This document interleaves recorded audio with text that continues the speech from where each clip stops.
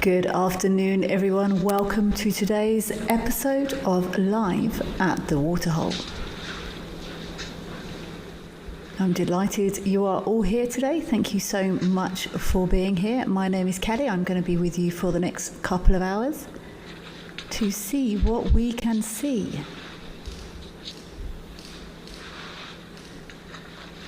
It's Tuesday, the 26th of August. And it's 12:30 here in sunny South Africa. My favourite part of the show is hearing from everyone that has joined us. Please do get in touch. Let us know your thoughts. Send us through any questions. I faithfully promise if I don't know the answer, I will go away and do some homework, but you can send your questions to wildearth.tv/questions, or you can also scan the QR code that's there on your screens.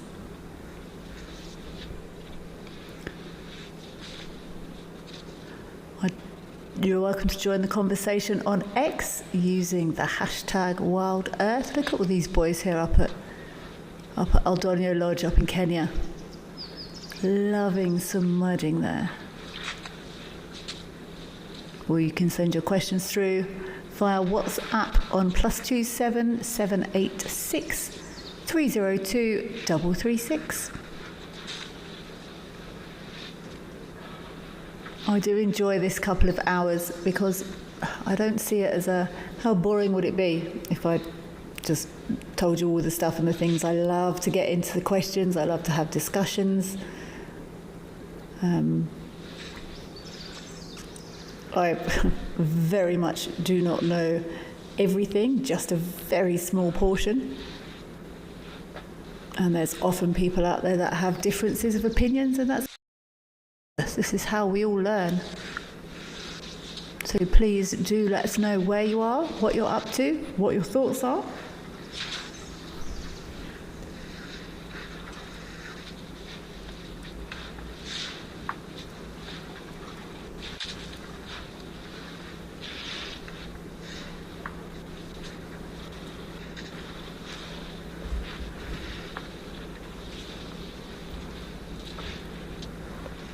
It's quite often quite genteel here up at surprisingly genteel in fact, up here at Aldonyo.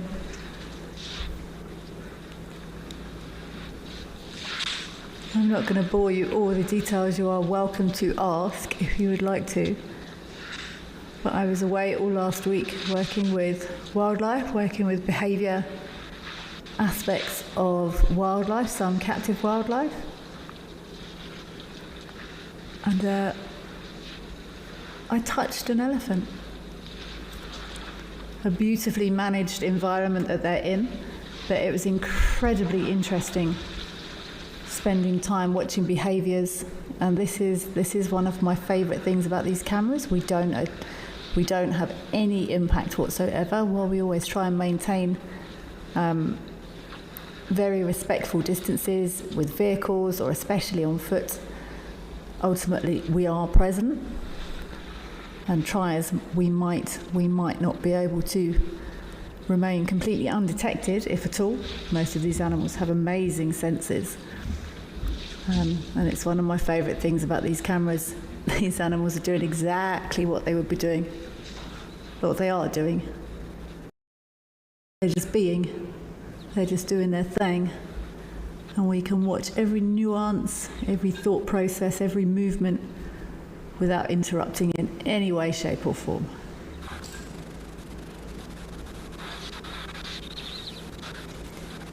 Gary from Betty's Bay. Hello. Thank you for being here, Gary. I do hope you're going to enjoy the show. We never quite know what we're going to find, which is what keeps it fresh, Gary.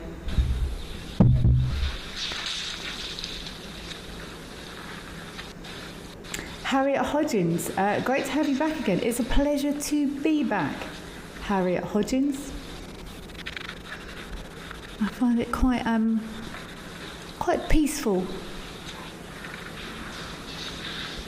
seeing what is going on here on the cameras. It's a pleasure to be back, Harriet Hodgins. Mr. Elemental, hello, sir. Good afternoon to you too. And you're also saying hello to the Wild Earth crew. Indeed, hello, all Wild Earth crew. Everyone behind the scenes that makes this amazing show possible. Thank you very much for all your hard work and time. Zebra's got out of there.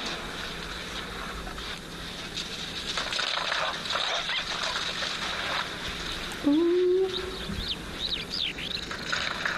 Yeah.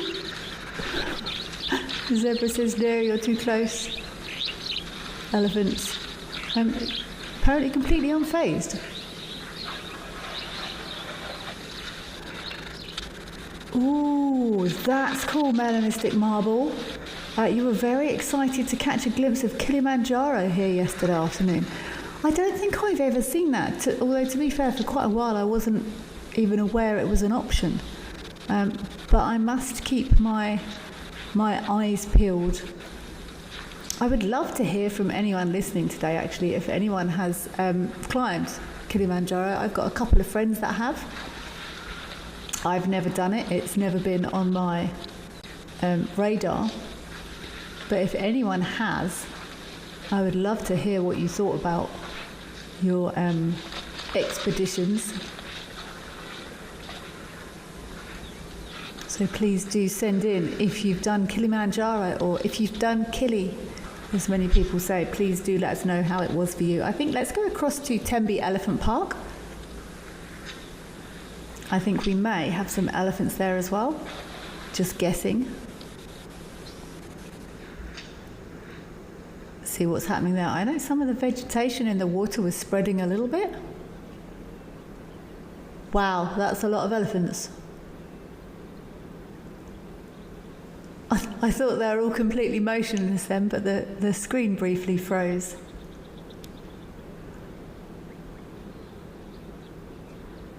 Old Punkster, hello. Thank you for your excitement. Yay, I'm back. I'm sorry you're a bit chilly. It was 38 degrees here the other day in Hoodsbury, and it's still winter, which is quite terrifying. And I believe I've seen lesser striped swallows. Someone saw a yellow-billed kite today. Yellow-billed kite? Yeah, yellow-billed kite. It's red kite in England and yellow-billed kite here. So our migrants are indeed returning. Oh, when was I last? 16th, I think I was here. I'm checking my calendar to see when I was.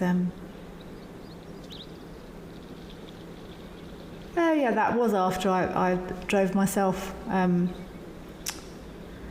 hours down through the Kruger. Saw some cool stuff. But yeah, I saw lesser striped swallows when I was in the park. I think I heard them a couple of days ago as well. So all our migrants are returning. But look how many elephants we've got here. That looks like a. There's some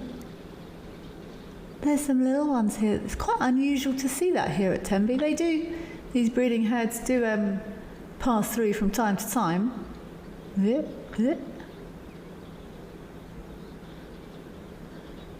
Kapotso, it's great to be back. Thank you very much for such a wonderful welcome. It has been a while. Look at those elephants at the back there.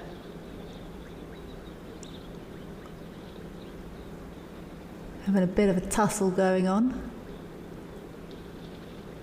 Wouldn't surprise me at all if that's two teenage bulls at the back there.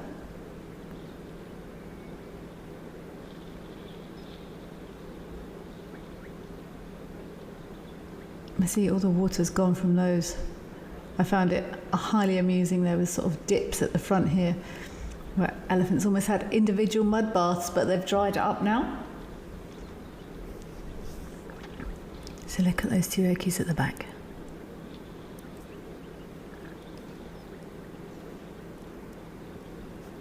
I'm going to be interested actually to see how long this breeding herd hangs around, because they don't normally stay long. Ooh, excited coming for a drink.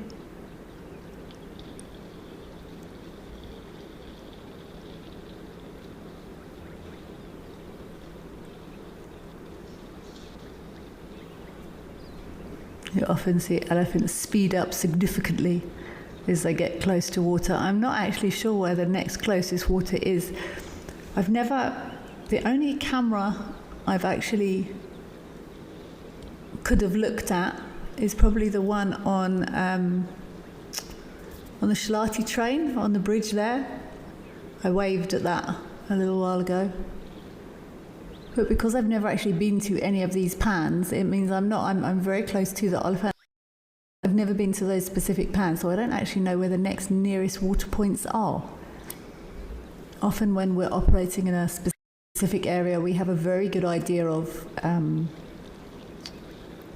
water points where the nearest water is in the area. We can we can sometimes anticipate animals' movement, as it's depending on these water points. If there's been a predator with a kill, they will often move for a drink and then come back to a kill, so we might be able to pick up their tracks like that. See, look at this big bull is bothered. This is why I think breeding herds don't hang around here. Look how he's disturbed everyone.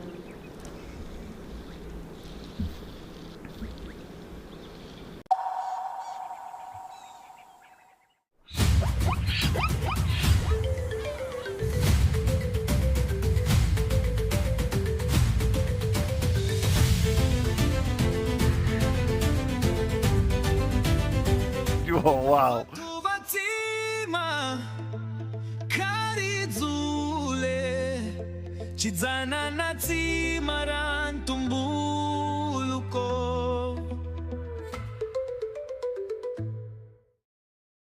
At Wild Earth, we believe every story has the power to create change. That's why we've launched the Wild Earth Impact Foundation, a non-profit dedicated to conservation and social impact. By showcasing conservation stories, we can change lives, protect nature, and empower communities. We have partnered with Empowers Africa to accept tax-deductible donations from US donors. Your donation will help fund critical programs that support our mission. Join us and be part of the change. Would you like to know at what age a buffalo calf gets its horns? These are questions that you can ask me in real time. Our safaris are live and interactive here in the heart of Africa.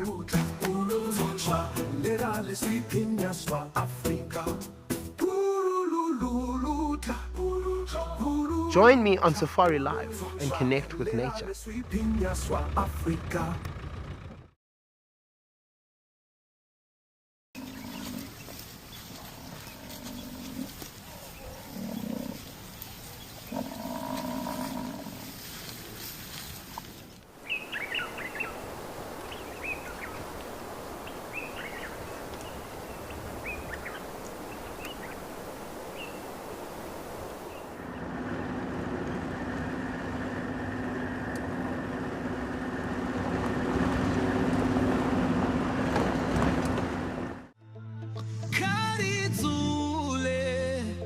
Chidzana na tsima ra ntumbuluko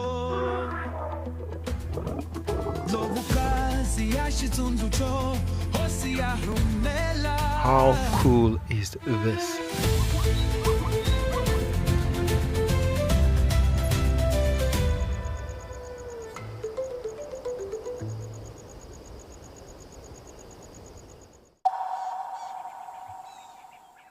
There is some amazing nature up there in Zambia, so thank you for tuning in to have a look at all these cameras.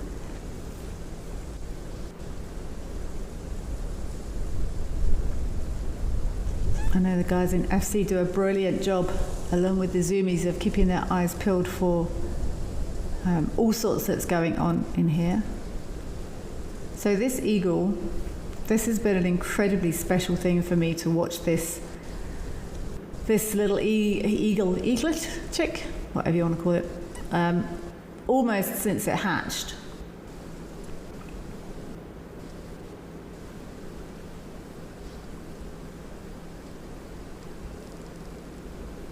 I'm sure I was just about to say, I'm sure this eagle's been flapping away. See, I would really struggle to identify that. Excellent shot there. But if I saw that eagle stood on the road, the one on the right-hand side, I wouldn't find it easy to identify that.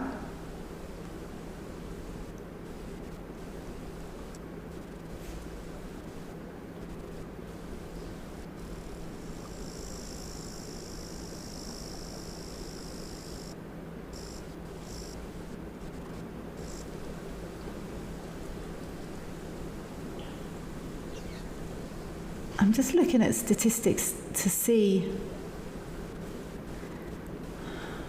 when these so they normally fledge between 90 and 98 days. That's very specific.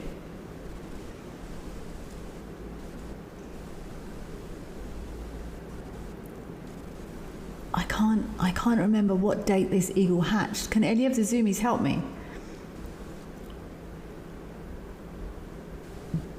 So this chick should fledge, so they should leave the nest between 90 and 98 days. I would love to see how close to those very specific dates this chick is, and what a privilege to be able to watch right from the start, right up until the time this little one's going to fledge.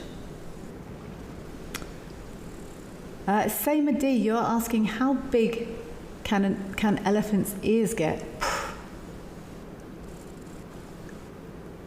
What a brilliant question. I've never measured one. And I'm struggling to get, although I was very, very close to an elephant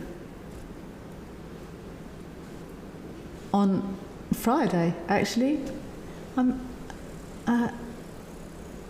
Sayma D, I hope I'm saying that right, S-A-I-M-A. Sayma D. I'm holding my arms out to try and get a gauge on it. Maybe a metre across? And probably more than a metre, because they're not square, are they? They're not rectangle, but they're not equal sizes.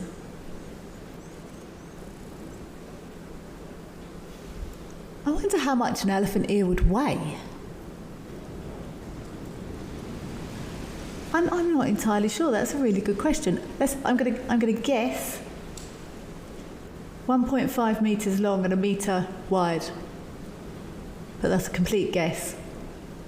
If anyone who is watching has measured an elephant ear or a big elephant ear, I would love to hear about it, because I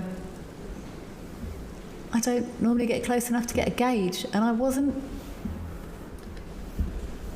really considering ear size on Friday. I was feeling quite nervous, if I'm honest. But this is so nice to be able to watch. I thought I actually made a note of the date this chick hatched.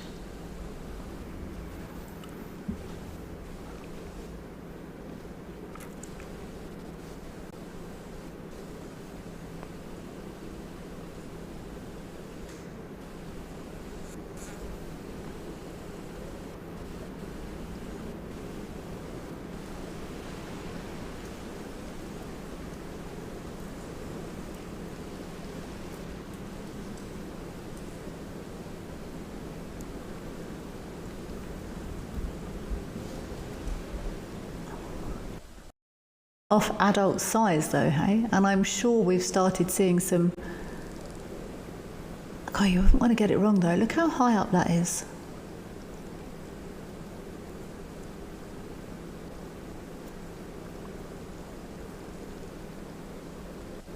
And these adult birds must have been doing a great job of hunting for this little one.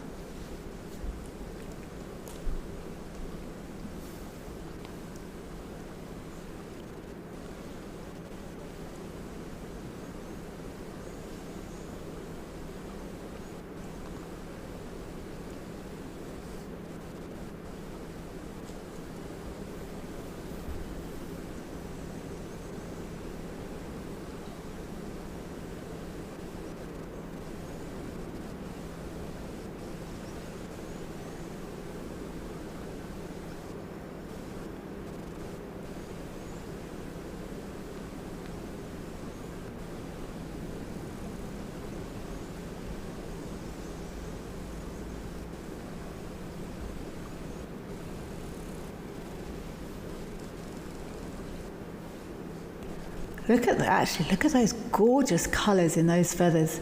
That bottom edge, so, well, bottom as it stands, but that would be that. And look, it's almost like got a brown cap on. Oh, it's still got a little bit of growing left to do. When you sit, that's amazing, seeing it stood so close to an adult bird as well. It can be so tricky to identify these, well, any juvenile birds, to be honest, before they've got their colourings, and their faces can change colour and all sorts. So lovely opportunity to see these birds standing next to each other.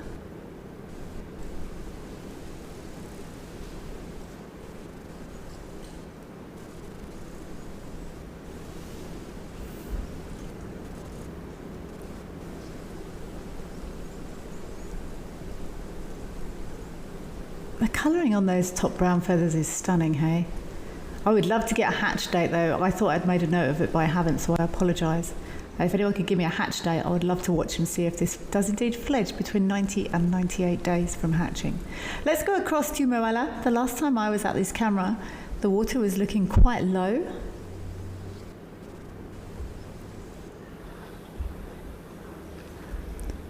Wildlife lady, good afternoon to you too. Thank you for joining us today. And yes, that eagle chick has significantly developed very quickly.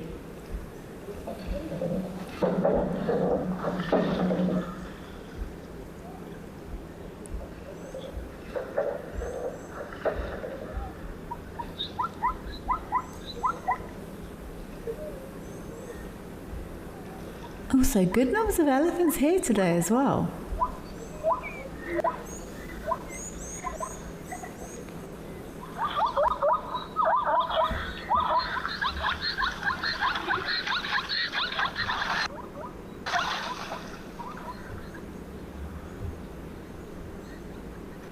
I'm just going to turn my sound down a little bit because I know it can get very noisy here. And I have two little puppies visiting me today. And I'm concerned that if they hear lots of reverberating zebra sounds, they might have a bit of a woof. So I'm just going to turn that down a bit.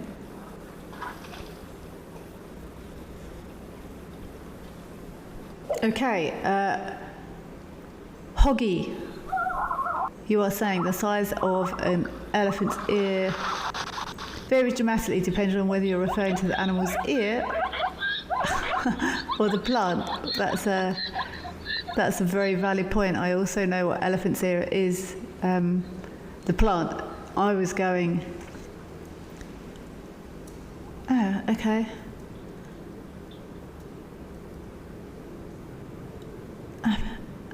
With the animal's African elephant ear reaching up to 6 feet long, and the plant's leaves ranging from a small 2.5 feet in some varieties to massive specimens over 9 feet tall. Okay, so Hoggy, you're saying I completely guessed at my elephant ear size. So 6 feet, what's that in meters? About 2 meters? Okay, I said 1.5 meters.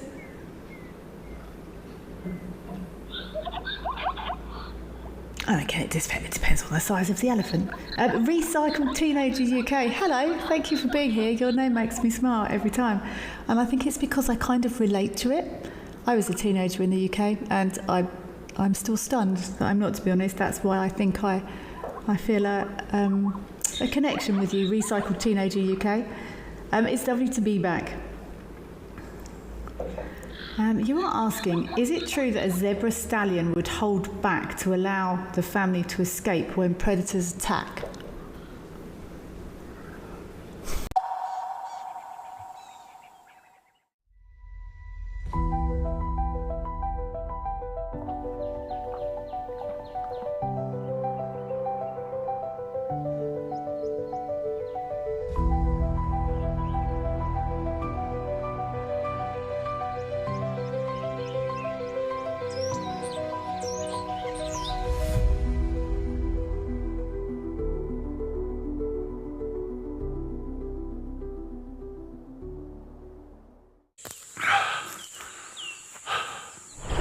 What does it take to handle the wild?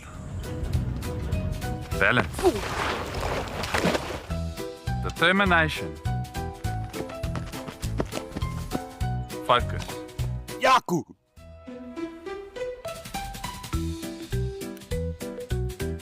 And gear that can take a beating so you don't have to.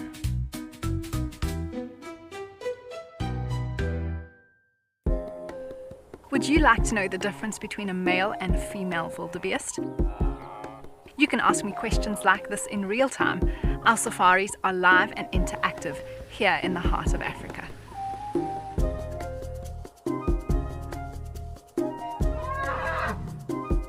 Join me on Safari Live and connect with nature.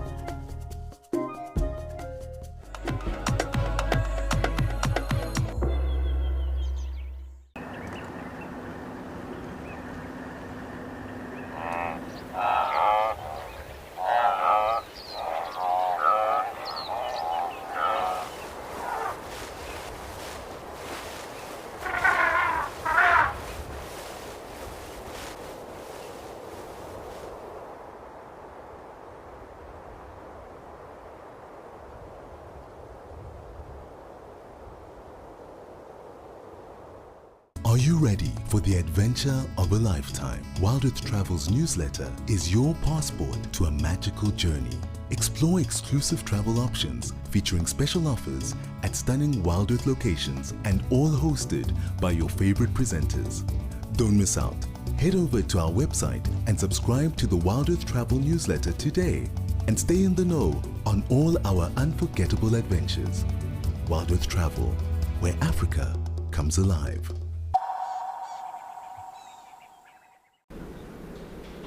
To 25th of June. Eagle, chick. Okay, I've definitely made a note this time.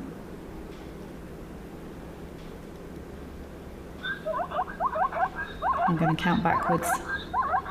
In my own time, because that will be very boring. So, let's park that. Thank you very much for the information.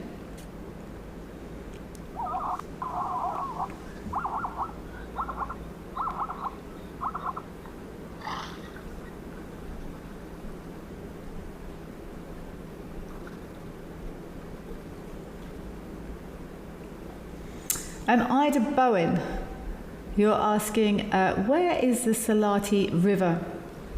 I know it runs through the Salati Game Reserve, but to be perfectly honest, I'm not entirely sure where it starts. So the Salati Game Reserve is not far from here at all. It's actually quite close. It's about 40 k's from where I am now.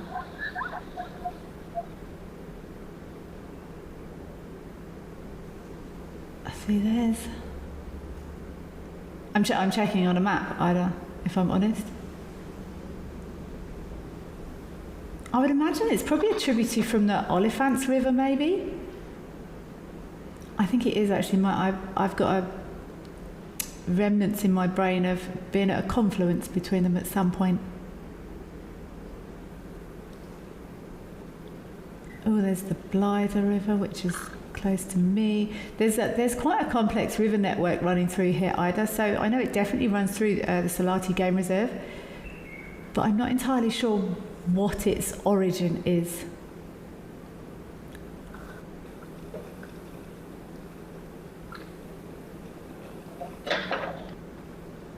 Ah, Susan, thank you so much for that. I'm glad to be back, Susan. Elephant's ears up to 2 meters by 1.5 meters with pointed lower lobe. Okay, I wasn't that far out. I said 1 meter by 1.5 meters, so I was half a meter out. I'll take that.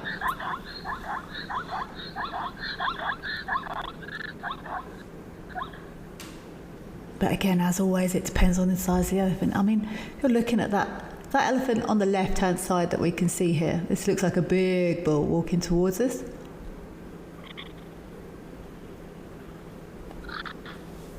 Yeah, I could be...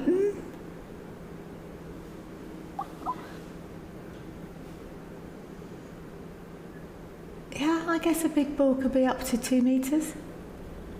I didn't check my workings. I just hazarded? It's not a word. I just had a good guess. But scales can be so tricky to work out, either from these cameras or even, you know, when we see a lot of these animals, that one of the best ways of gauging scale is if you're in a normal car in the Kruger Park. That gives you a bit of an eye-opener. have a big male lion walk past your Fiat Uno or something. Is quite stunning, and it's happened to me. Let's go across to Lentoro. I know we sometimes see baboons there that I enjoy very, very much watching. Let's see what we've got there today. I've had some nice birding there as well before.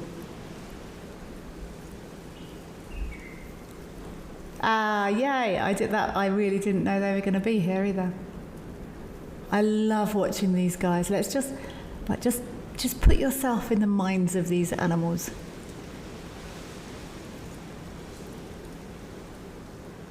Ooh.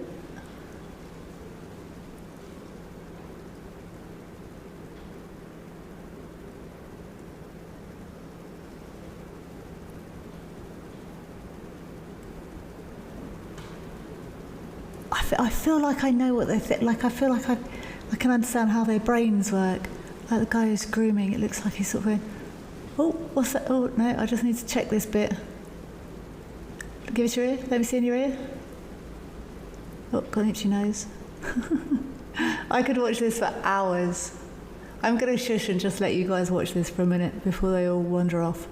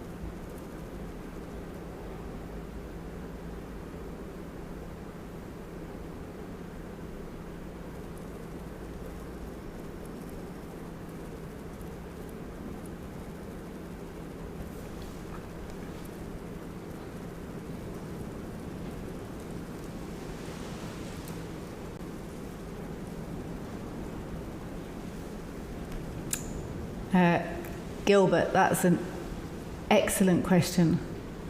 You're asking, what makes an elephant move so silently without making noisy steps or vibrating sound on the ground when moving despite their size? Look at that, look, I'm up. They've got specially designed feet. Their feet have got sort of almost I think that's brilliant. They're almost like cushioned, they almost... it's like a sponge. And if you ever watch an elephant's foot, I'm sure you can find on YouTube slow motion of a elephant's foot as it hits the ground, they sort of expand to soften the blow, so to speak. Very, very soft feet. Joanne Mello, hello, how are you doing? One of my favourites too. I love watching baboons, and I love it on this camera because they're not in a lodge. Often we end up, look at those teeth. We end up with baboons that often which can become problematic. This guy's getting proper comfortable now. You may continue to screw me. I will be stretching so you can get... Oh, look at this big guy. Wow.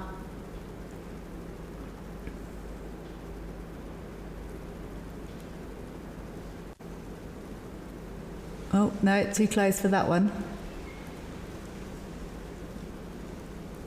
This big guy coming in was obviously a little bit intimidating, maybe. So these other two have left. What's gonna...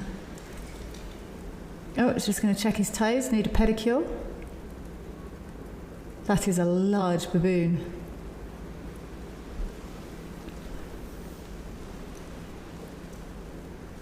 And that was a great shot of them yawning there. You would not want to get stuck in a room with a baboon at all.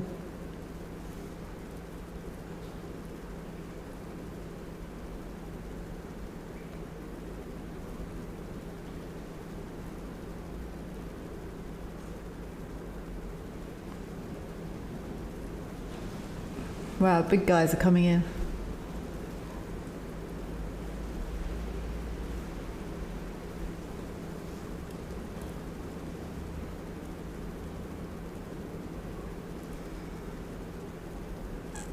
So I'm fairly sure, I think I've had this discussion before, I'm fairly sure these are olive baboons. There's, in Kenya I know there are olive and yellow baboons. I think yellow baboons are slightly, now that one's walked in, I was going to say slightly more streamlined. Olive baboons have got sort of greeny fur, greeny grey fur, and then yellow baboons is yellowy brown, but I'm not sure, to be honest. I've seen olive baboons before. Maybe these are yellow baboons, you know, because what's happening? Because when I've seen olive baboons, they look shaggy. They look like their fur looks shaggy. Either way, these baboons are bigger than Chacma baboons, but it looks like they're making their way. Continue possibly some feeding, maybe find a shady spot for the rest of the afternoon. We're going to go somewhere else. I've immediately forgotten where I was just told we're going, but we're going to go there.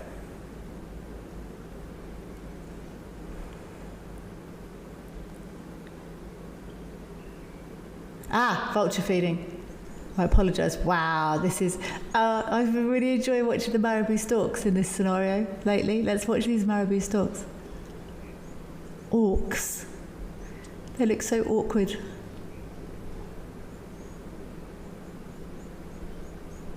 They look like they're sort of going, oh, excuse me, if I could just... would you mind if I... like, overly polite people in a... buffet, maybe, the ones that just let people push in front of them and end up not getting anything good from the buffet.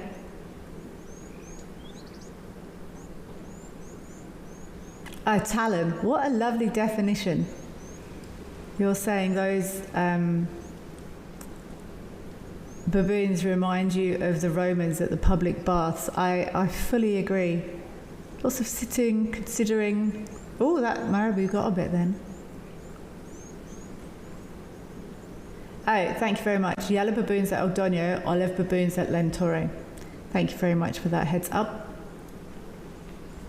Yeah, I do remember seeing olive baboons there. I remember I saw them in Rwanda and I went, wow, that's not a normal baboon. They look like they've been working out heavily. They've been on the protein shakes. Thank you, Bundu, for that update. It's calming down a little bit here now. Look at those marabou storks.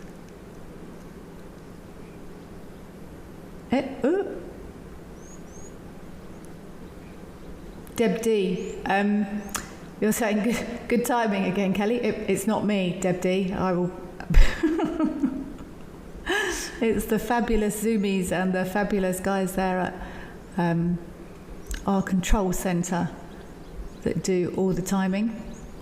I just come along for the ride. So thank you, everyone that hit the vulture feeding on the nose again.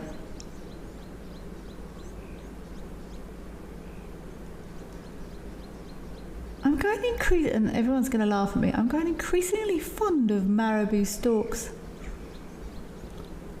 They really are just the oddest things. And I like odd, I like weird. Look at the way they're stalking through that sea of vultures. And vultures are big birds, hey? It just goes to show how enormous these marabou storks are. Wildlife lady. Lunchtime for the vultures and marabous. Indeed. Lunchtime. Happy days.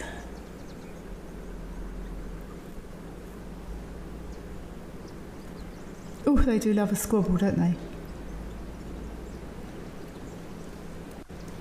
That looks like a white-headed vulture.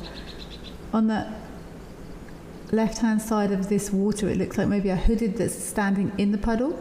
And then left of that, it looks like a white-headed vulture.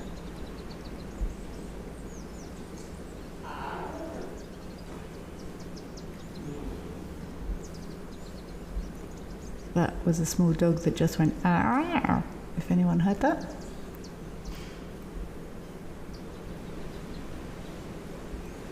It's actually windy here today as well. Coming to the end of August, definitely the windy month.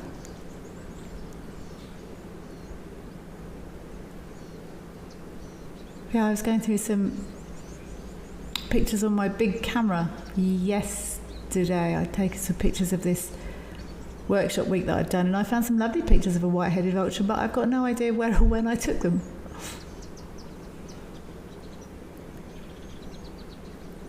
I had such high hopes for myself when I bought them. It's old now, and I'm not a good photographer at all.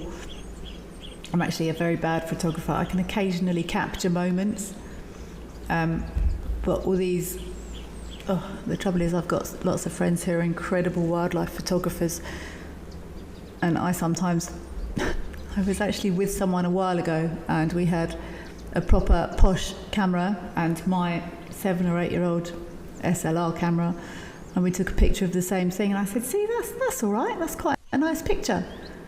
And then they showed me their picture. I was like, oh, right, I'm not going to bother anymore then. But so much of it, obviously, you need a very good eye and good understandings of how camera works, neither of which I have either. And then, like any hobby or whatever you want to call it, the equipment makes a massive difference, the kit you have and can invest in. To be honest, I normally use my camera now for identifying birds that are a really long way away before they fly off. But yeah, it's quite depressing when you think, oh, that's not a bad, I think it was what was it? Lilac-breasted roller or something I think I took a picture of, and I thought, oh, that's quite nice. And then the other person in the car showed me theirs, which was a little bit sad. But yeah, how long have I had that camera? 6 years, 7 years, and I had all these high hopes. I'd take pictures off my camera every night, and then, I'm just going to keep 3 of them, and every guiding cycle, I was going to take all the pictures of my camera and be really strict about deleting them, and I've been absolutely dreadful. I've got so many hard drives of like the same lion, maybe with its eye slightly more closed or open on one side. And what I should really do is just delete all of them, because it would take me forever to go through them all and pick out any good stuff, and they're 2 white-headed vultures at the front there having a fight. I've got some nice pictures, some of which I might even print and put on the wall, but yeah, it's not...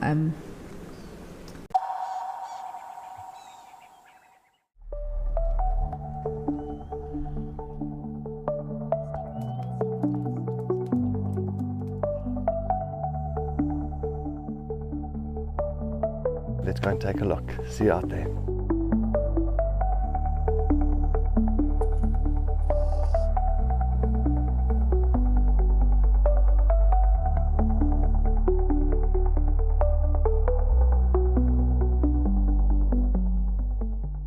The Wild Earth Impact Foundation is a non-profit that uses the power of wildlife storytelling as a force for good. We create sustainable development projects that showcase conservation stories, empower people, and inspire environmental action. As a registered South African PBO, you can make a tax-deductible donation to the Wild Earth Impact Foundation. To find out more, visit our website.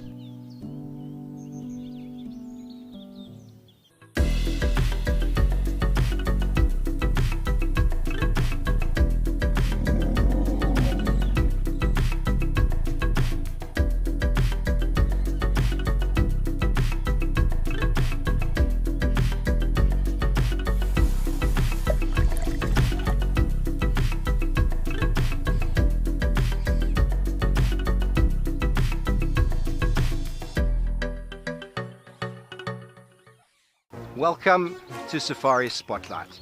We'll be And you pretend like you're a serviceman, eh? Got no idea what's going on this reserve. Expecting the unexpected. Are we stuck down there? What am I trying to do? So we have another giant of Mabula. That was incredible. This is unbelievable. It's going to be a spectacular afternoon.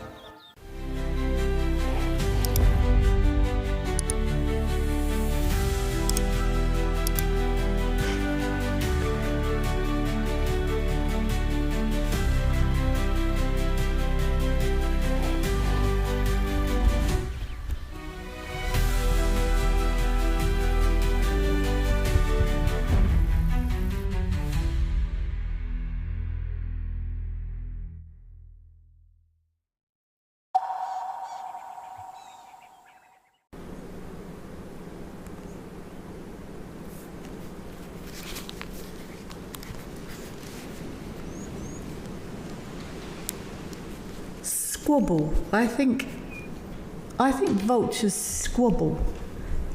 If someone asked me to explain the word squabbling, I think I'd point them to this scenario. They're not fighting, and they're not fighting. They're just kind of squabbling. That's a great word.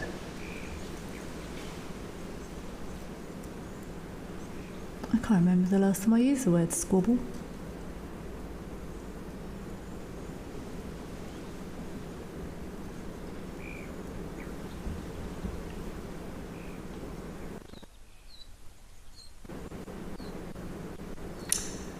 Alrighty, we have the best of our vulture and marabou squabbling and bustling. Let's go to Menno and see who we have across there today.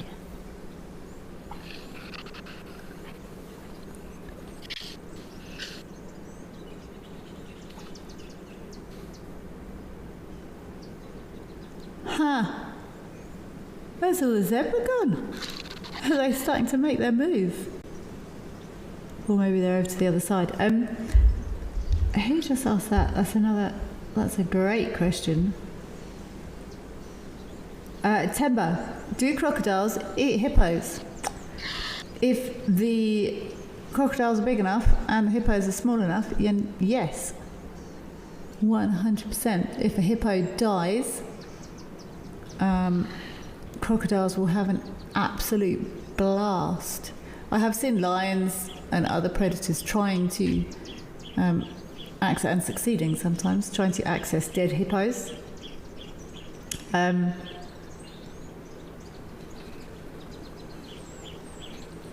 Absolute bean feast for crocodiles there if there's a hippo carcass. Let's go across to Aldonio. It looks like these elephants are making their way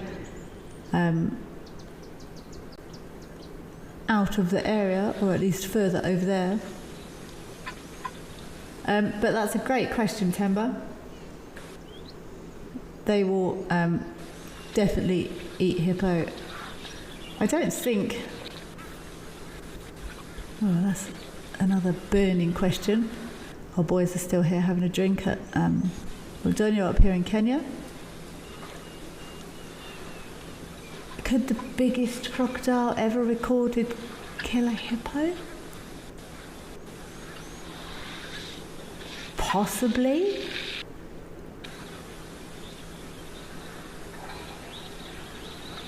I suppose it... I think what's the... Like, you can get... Not Nile crocodiles, but I think some of the saltwater crocodiles up in the Northern Territory of Australia have got sort of like 6 metres or something ridiculous. I reckon if that crocodile got a good grip on a hippo's leg and held it underwater possibly, but even... Yeah, hippos are not easy to... adult hippos anyway. They are not easy to take on by any stretch of the imagination. But feeding on a hippo carcass, 100%.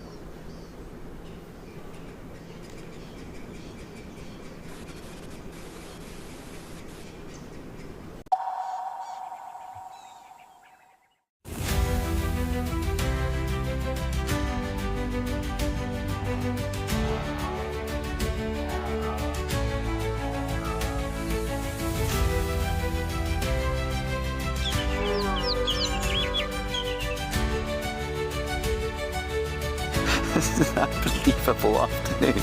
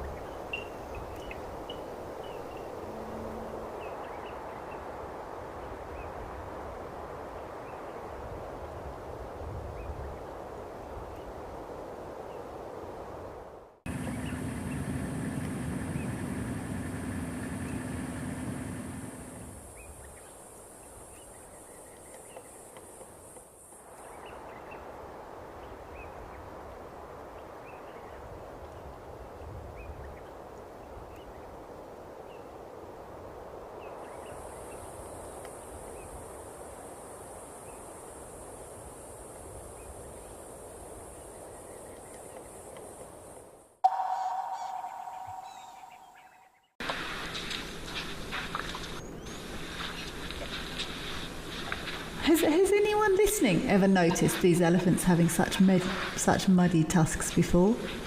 I know they're not sort of normally gleaming white. They're lovely eland in the back there. See, look, there's a very clear notch on there. Thank you for getting in there close. But if that elephant had been digging in mud and then using that as a stripping tool, but look, you can see up to where it's dirty even. Has anyone else ever noticed this before, how grubby these tusks are? Or have I just missed it?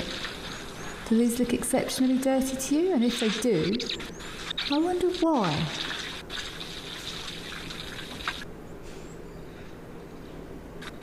See, that's play. That elephant's just messing about with that water.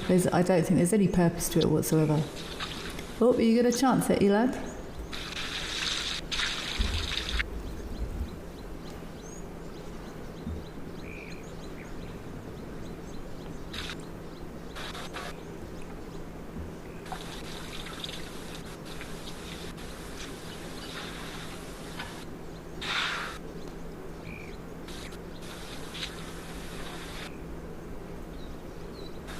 Shame, they're probably thirsty.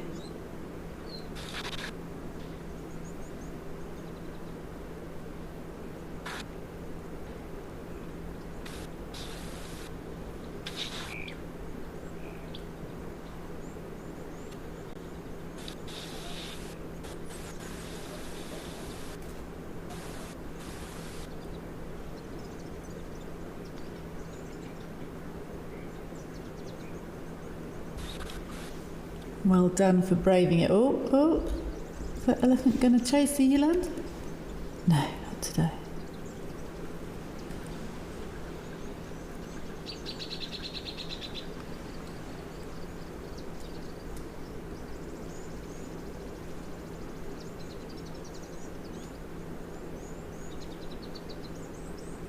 Look at those black stripes on the back of that eland's leg. It looks like they look like tattoos or something. They're very cool. Now I wonder what... Ooh, that elephant looks like it's trapping that eland in there.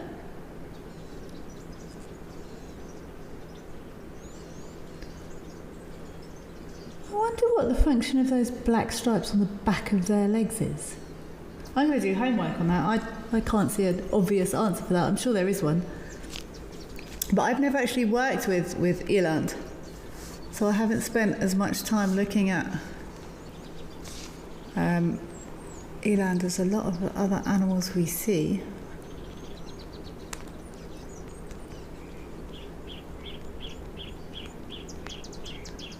I'm going to do that as homework. I should, in theory, tech allowing, I'm planning on being back tomorrow, and I will report back with that homework, because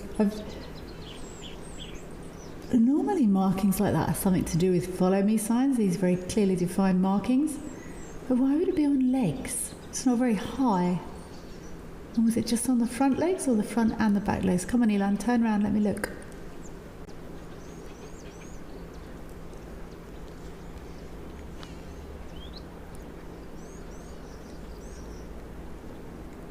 Mr. Elemental, you're saying the tusk cleaning station has been out of order for ages. Yeah, maybe the guy's on holiday that operates that tusk cleaning station. See, look, it's just on the back of the front legs there. Oh, careful, eland. Oh, you're going to have to come out the other way now. Oh, giraffe's in the queue. I'm going to investigate. Normally clear markings are follow me signs, but I'm going to check that more. See what that theory is behind those markings on those eland.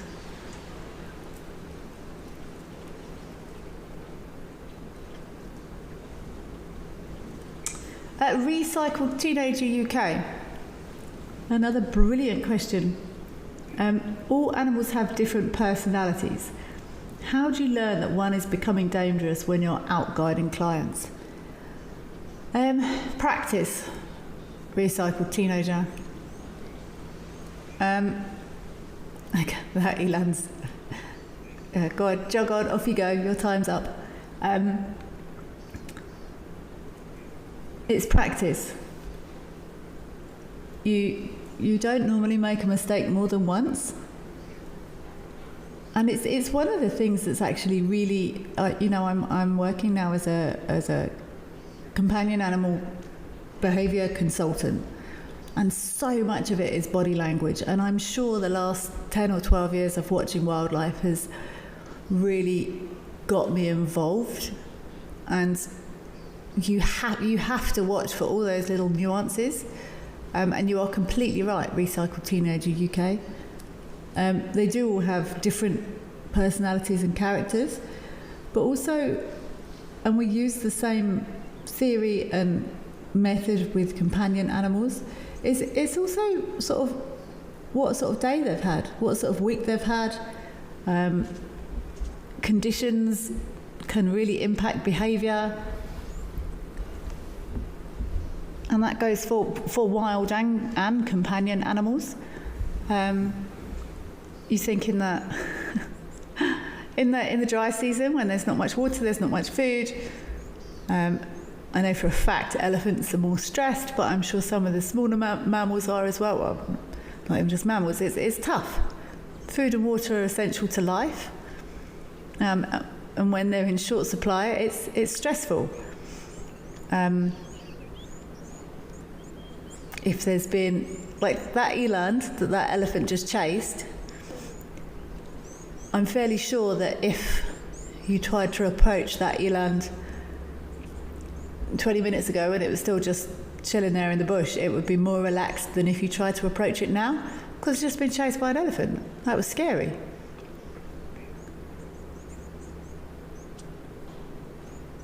All those neurotransmitters change, mood changes. Mood is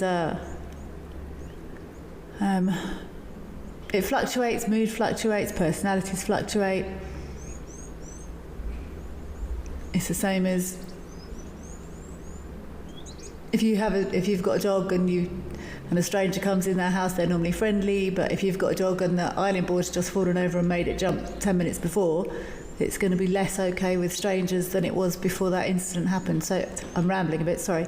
It's practice, Recycled Teenager UK. You have to watch for that stiffening tail. You have to watch for that hard stare, depending on the animal. They almost always tell us. And if an animal doesn't obviously look relaxed, so soft body language, and this is across the board, this is domestic cats, parrots, elephants, dogs, giraffes, mammals in general. Normally if a body language is soft, if eyes are soft, ears are soft, tail is loose and floppy,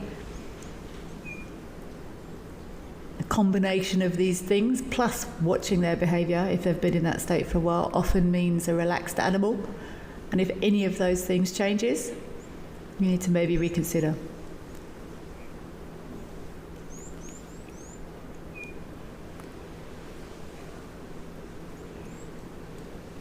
Lizzo M, you've only been watching for a fortnight. Loving it.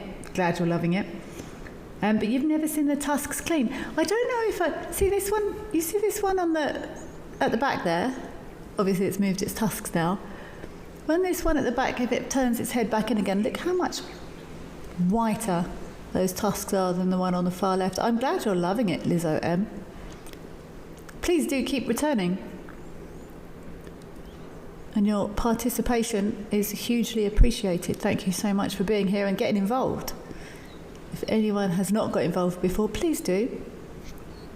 We love hearing from everyone that's watching. Temba, which animal is pregnant the longest? An elephant. And I know this because I've checked it, because I rambled a while ago and thought, whales are quite big, maybe it's a whale. But they're not pregnant for very long at all. I think it's like 9 months or 11 months. And then I went off at a tangent trying to work out why that was, and we concluded that they probably don't need to be born as developed because they don't need such good motor skills because they swim rather than walk. But elephants are pregnant for 22 months.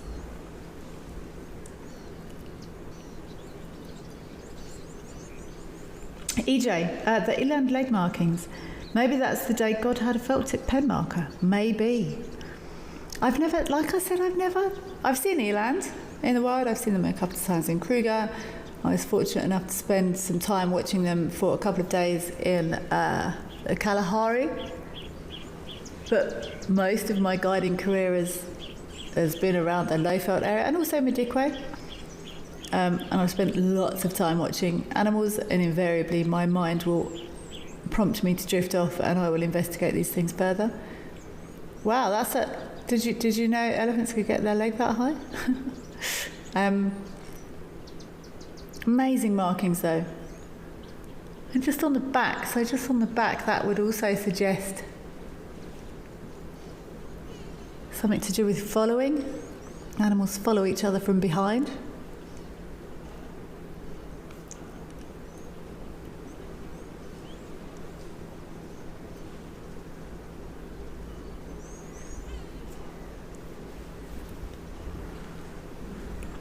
Hanru, you're asking, how long can elephants go without water? As I often say, Hanru, it depends.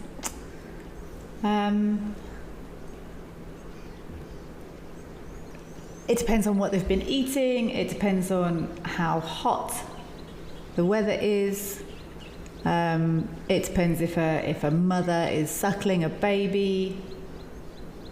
They are water dependent. So if water is available, they do drink. Well, these guys stand here pretty much permanently at the moment.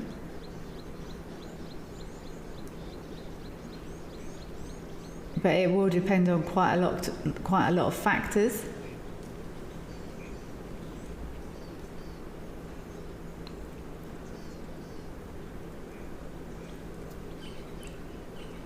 And also their location. So a forest elephant that's used to living in the forest will have adapted more to being more water dependent, but whereas some of the desert elephants over generations may have been more accustomed to surviving on less water. But I think anything over 5 or 6 days, they're going to start struggling. But it would depend on their diet. If they're eating lots of really delicious, moist, green, lush grass or vegetation, it's going to give them more of a be able to help them go for much longer than if they're crunching old crispy old tree bark like a lot of them are at the moment. See, that other guy's got his trunk resting on his tusk now.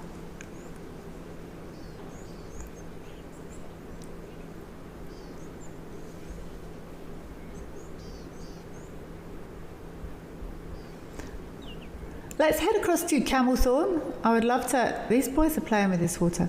I would love to have a look and see, I haven't seen our hippos at Camel Thorn for a while. I'd be keen to know what they've been up to. VC, you're saying it's always thought that the markings on antelopes' legs are something to do with fleeing from predators. Yeah, my brain is telling me the same thing. Oh wow, this hole has got bigger. Because these oaks have been, look, the one on the left is demonstrating perfectly. Oh, look at that lovely dust. That's the sort of dust elephants like. They're excavating this beautifully here. Watch how is he going to do it again? Put sand on his, look, go. Is he breaking more dust off there with his trunk? Or is he just having a scratch? Go on, do it again. He sort of kicked that dust onto his trunk then. He's not going to do it.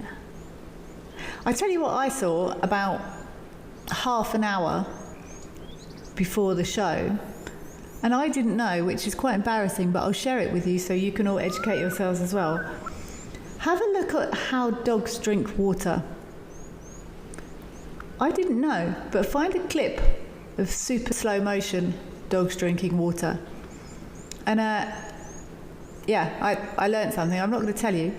But if you go away and look up a super slow-mo clip, the clip I just saw anyway, if the internet is to be believed, is actually fascinating and not something I knew.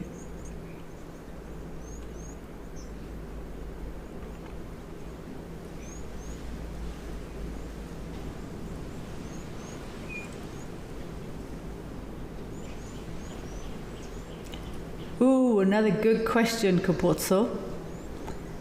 Have I ever observed elephants behaving in ways that go against what science usually says.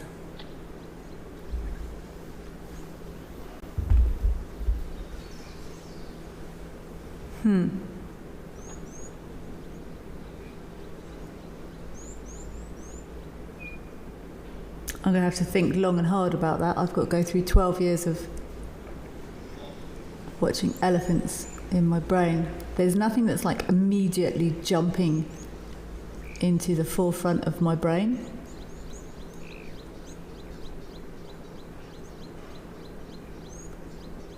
And science. For years, we've shared virtual wildlife. Now, let's experience it for real. I'm Lauren Arthur, and I'd love to show you my amazing home here in the Greater Kruger of South Africa. This 5-night journey is an exclusive connection to my piece of untamed Africa. I live here in these gorgeous landscapes surrounded by epic wildlife. The wild is calling, so come and join me.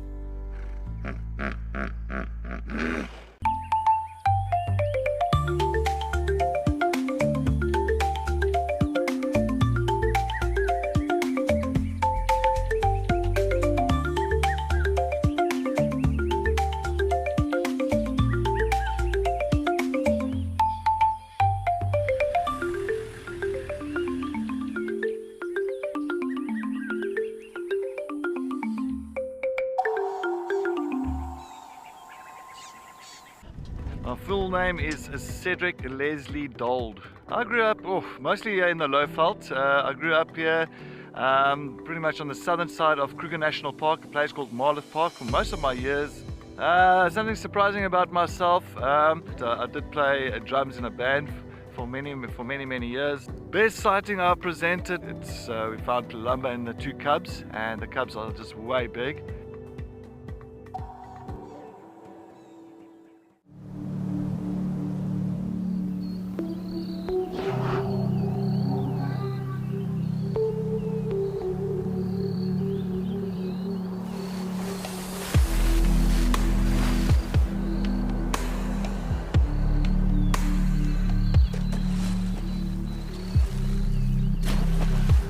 Hyenas love quietly.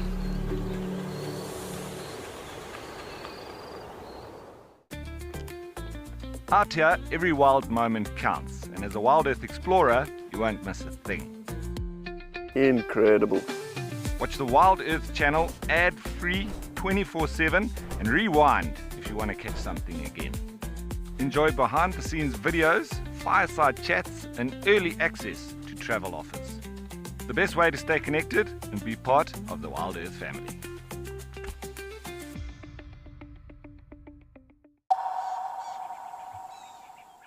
They do. Used for water storage. Some people think it's got something to do with thermoregulation. But yeah, pharyngeal pouch or pharyngeal sac. That's the point. We didn't, when we were musing ear structure and ear size earlier, we didn't consider Asian elephants, did we? Which would have been considerably smaller. I apologise, Asian elephants. I didn't even think about you.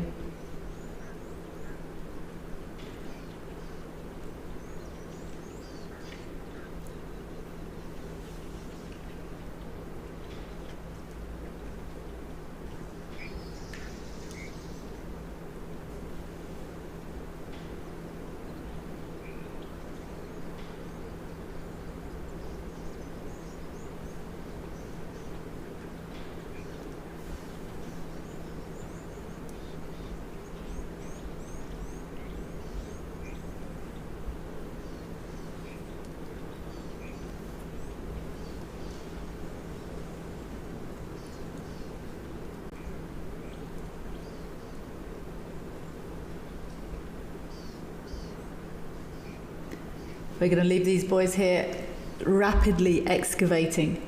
I don't know how deep this pipe is here. I hope it's far enough away. Let's go across to Cat-Eye Pan. Do we have elephants? Do we have giraffe? Or do we have a cat? I've never seen a lion or a leopard on any of these cameras, not during this daytime session. We've got terrapins. Looking very regal there. So Oliphants West, this is very close to where I am. It's not cool today, it's probably about 30, 31.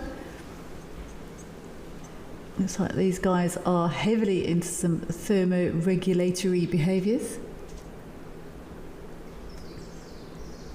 I really enjoy watching these terrapins out of the water on these cameras because we can't do it in vehicles. Because they normally slide back into the water and get out of the way.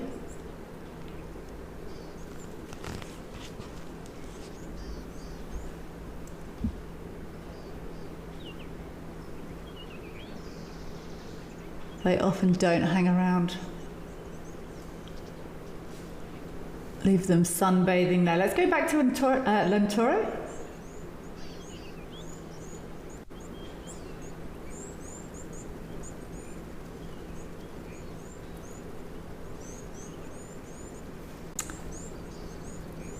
That's cool. Look at this hammock. Look at the lovely view of this hammock. There's some nice birding here. This is a lovely low-level camera. We get such nice views of things here. Hammock, also known as a lightning bird, often associated in local culture with thunderstorms,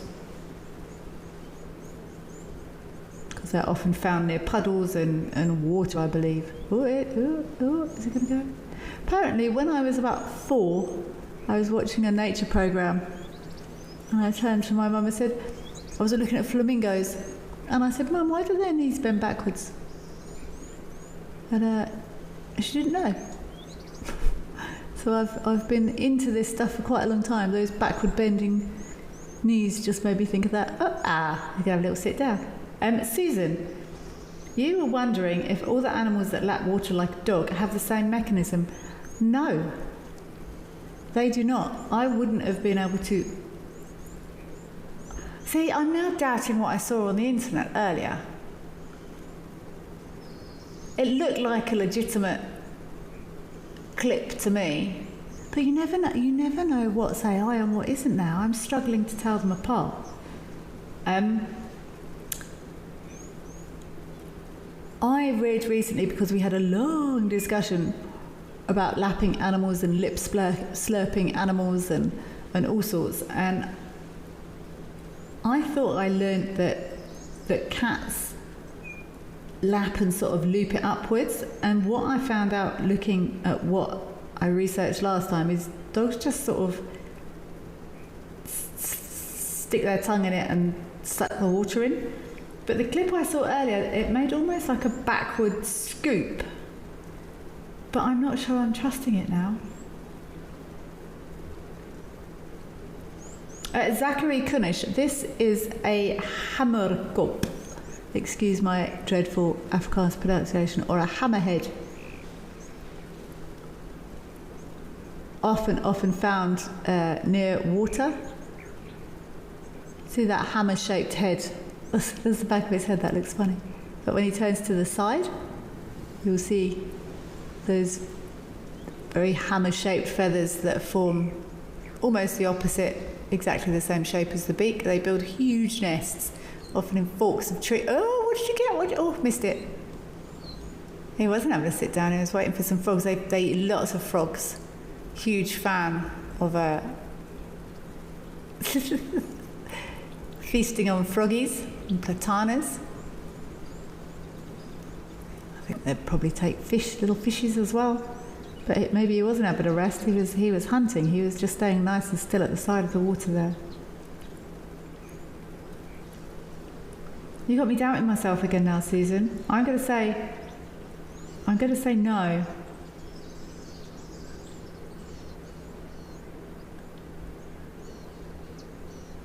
I'm going to say no, but you've got me doubting myself again as to whether or not this clip earlier was real of this dog drinking water. Let's go back to Cat Eye Pan while I continue to ponder out loud. Who is asking this?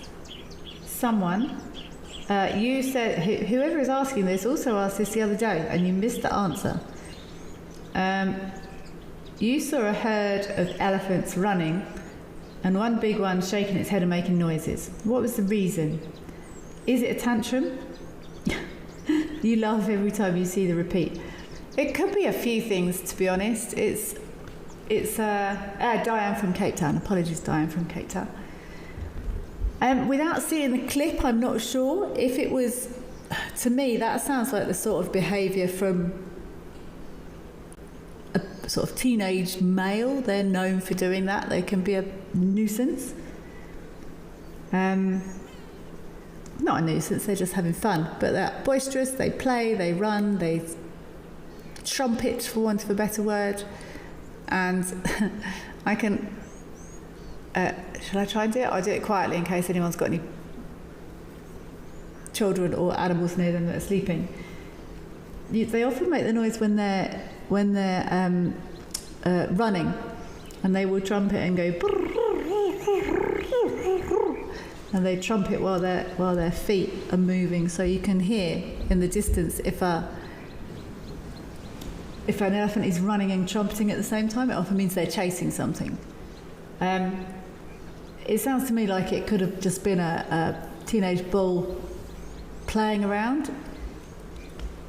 If it was a big bull, it's not normally something they would do, but it could be that he was just making a nuisance of himself, but they'll normally do it quite quietly and less noisily and rambunctiously, I think.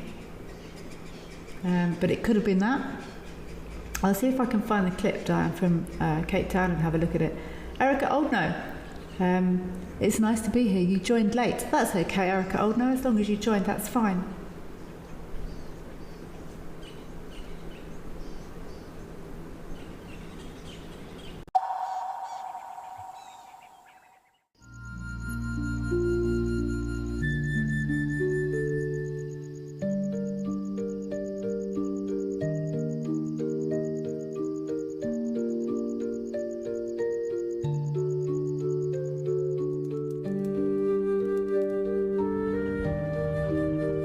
This unfolds in front of you.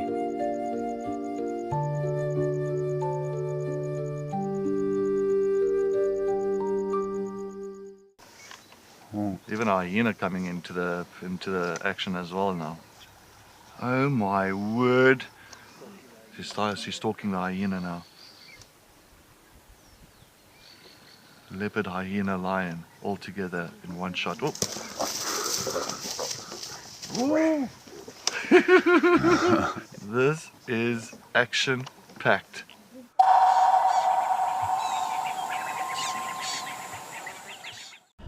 My full name is Cedric Leslie Dold.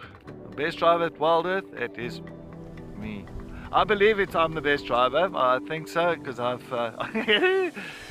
Best part of my job, I say, is just to try and look out for these animals, track them down. I love tracking animals. I love looking for, fresh tracks, and if you can find them, it's just at the moment of accomplishment. If I wasn't a presenter for Wild Earth, I would be the drummer for AC/DC.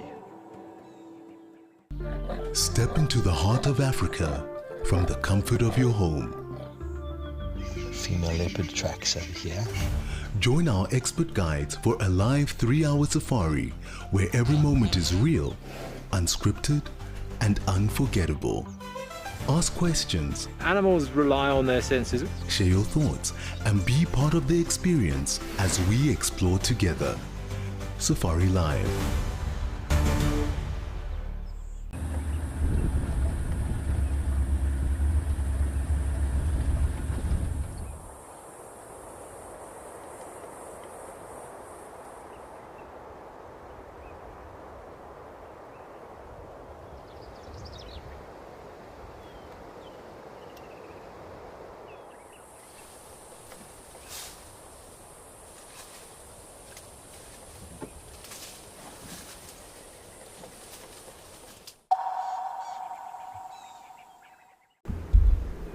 Gosh, they're cute.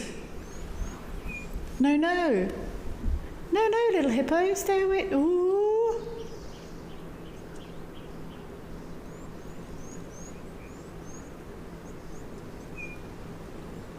Why is that hippo not going back to its mum? Well, where is mum?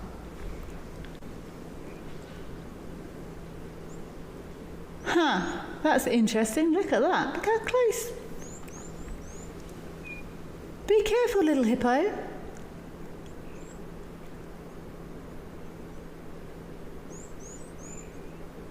Yeah, go back to mum. There we go, that's better. Oh, baby hippos are cute. Oh, ooh. No. See, some animals, hippos normally open their mouths as a sort of threat gesture, but I know some other young animals open their mouths as almost a submissive gesture, like horses and zebras. They will sort of mouth. Oh, shame, is mum in the water? Oh, this could get tense. Come on, don't just hang around there.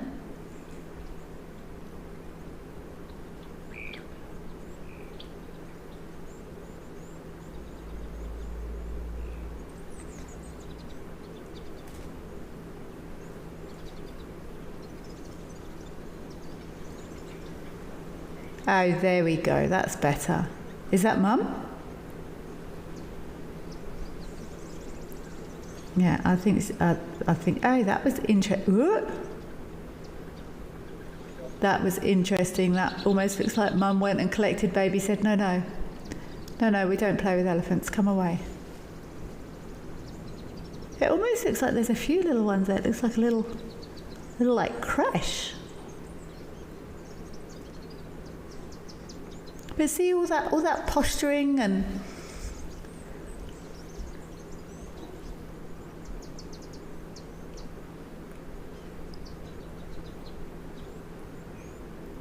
very rarely do we end up.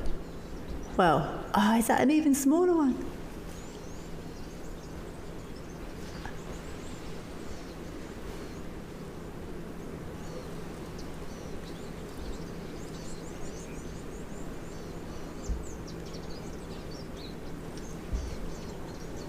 Often you will find, I know elephants definitely do it, many animals will do it. They will keep young ones in a nice safe circle out of harm's way.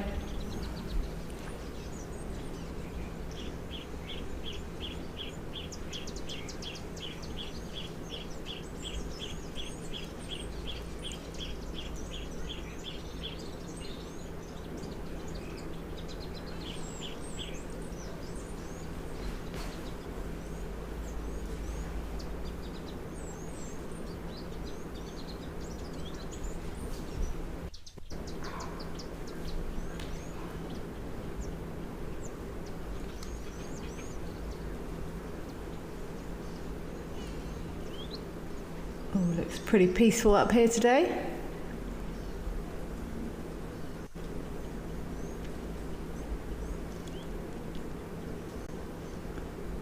But yeah, some baby animals do some silly things. Is that scratches on that hippo, or is it just sandy? I think maybe it's just sand. It's been sitting in the sand.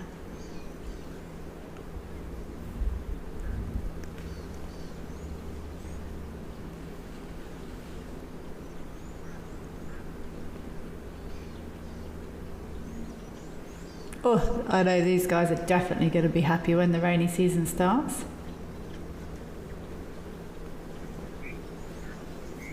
Helga, you're saying, oh dear, imagine a one-on-one hippo-elephant confrontation. I don't need to imagine it, I've seen it. And invariably the hippo will come off worse. Everything comes off, what are you doing? Everything comes off worse to an elephant.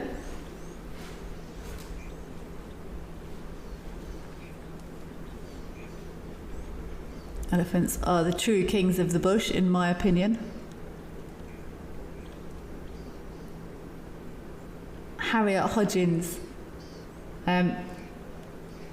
Yes, a huge size difference between that tiny hippo and an elephant. Hippos are very, very small when they're born. I've checked it many times. I believe myself. But they can be as small as... Oh, see, I'm doubting it again. Is that hippos or rhino? Yeah, they can be tiny. They're like 40, 50 kilograms, I think. Where is that rhino?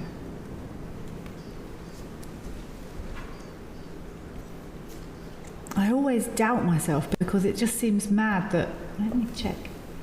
It seems mad that such huge animals can be born so small.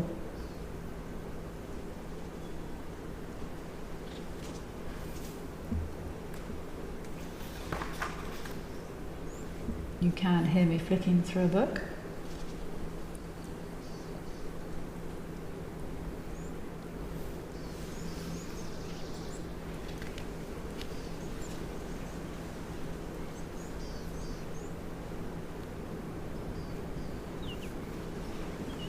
Hasn't got it in here.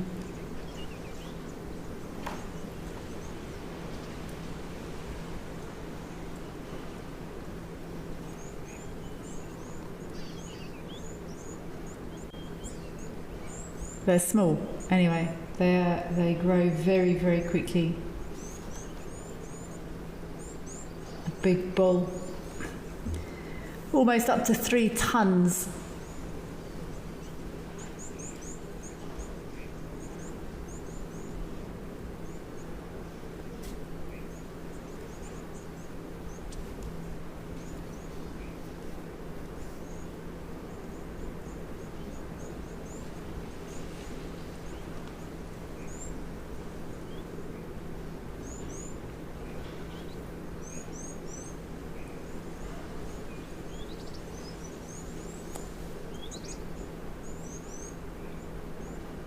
Sabenzi, you're asking what dangers should hippos guard against?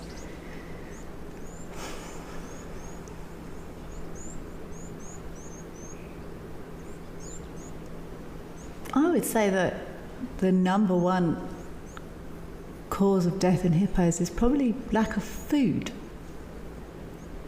Again, that's a complete stab in the dark. I'm just thinking logically. They're grazers.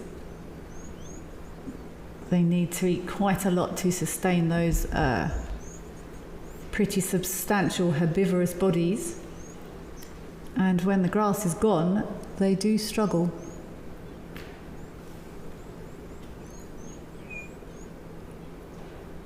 Let's go across to Serendella. I was watching that hippo the other day being harassed horribly by elephants. So yeah, adult hippos, they're grazers, they need 30 odd kgs of grass a day, and you can see how much grass is present in this shot. Some predators might take a baby hippo, but they've got to get through mum. And hippos also run back into the water as a defense mechanism, so they're not the easiest prey target. So lack of water and lack of food, I would say, is a primary thing that hippos need to guard against, or that could cause problems. Check this guy. Look, are you gonna sit in the shade? It seems mad seeing all these hippos out of water. That's actually a lovely view of this hippo that we don't normally see in the day. Is he scrabbling around for something to eat in there, or is he having a drink?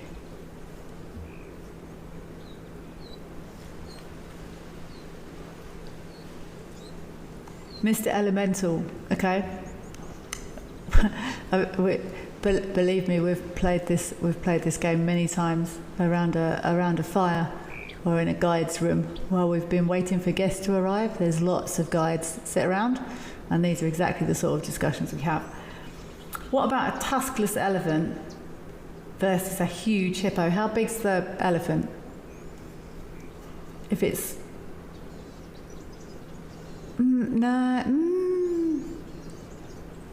like an adult bull, a tuskless adult bull elephant, I still think it's going to squash the hippo, even if it was a massive bull. You think big bull elephant? Let's say he weighs 4 tons, 5 tons, and the biggest hippo bull ever, let's call him 3 tons. So an elephant's not quite double the body weight. Whoever flipped who, I think would be the winner. I suppose if an elephant would flip a hippo before it managed to get its teeth on it, I think. They would roll them like they're a bowling ball. That's an awful image. It's not until you've seen an elephant like push down a gigantic marula just by sort of slightly leaning on it. They don't even have to take a run up or anything. They will often push trees over, they just put their head on it. Sometimes if it's a really big tree, I'm doing it with my head now, they will sort of like rock backwards and forwards to get a bit of momentum. But sometimes they just lean on it. Big trees, sort of, you know, a metre wide trunk. They just lean on it. Sometimes they might put their foot on it a little bit, but they don't use their head like a battering ram or anything. And if an elephant put its head down, it would... What are you doing, hippo? It would just put its head down and just nudge that hippo over, and it would roll and roll and roll. I think, anyway. Yeah, we've had many discussions about what would beat what and how in many a guide room.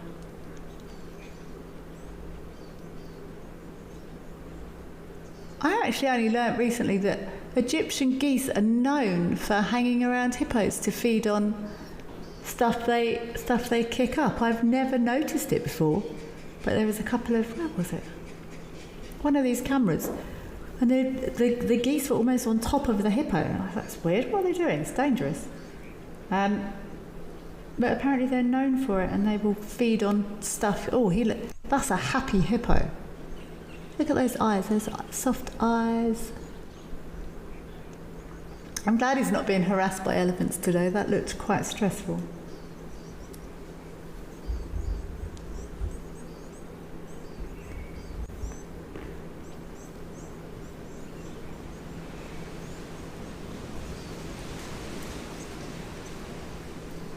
Happy as a hippo in a... I was going to say a hollow then, but that's not right. Happy as a hippo in mud.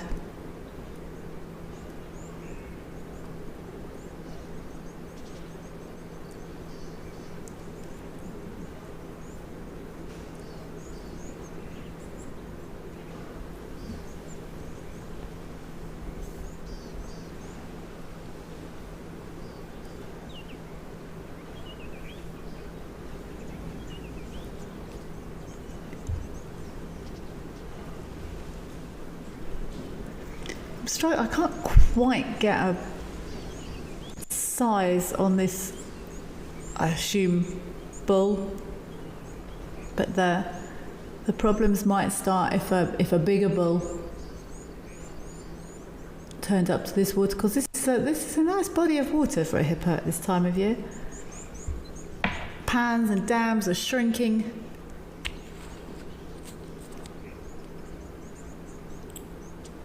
Oh, someone did say there was possible rain forecast in like 10 days or something, but it does that for ages here. There'll be rain, everyone will go, oh, it's going to rain, and then it burns off, it burns off, it burns off.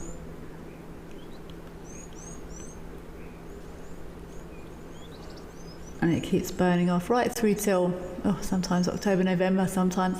Let's go back across to Aldonio. I'm happy to see the Serendella hippo in this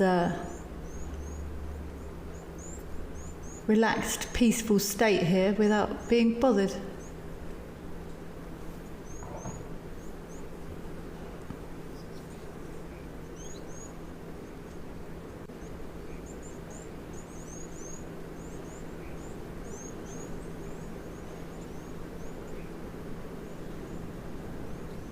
I'm thinking back to those eland leg stripes now.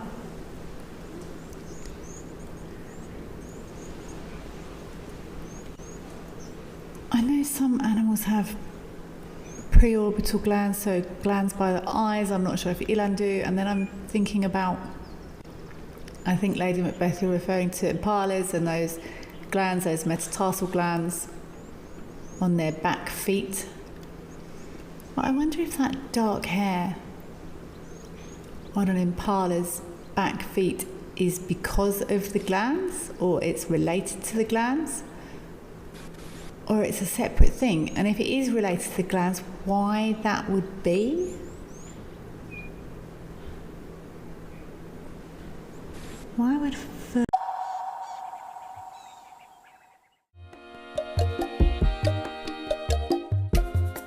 My name is Amy, and today we're going to be doing things a little bit differently.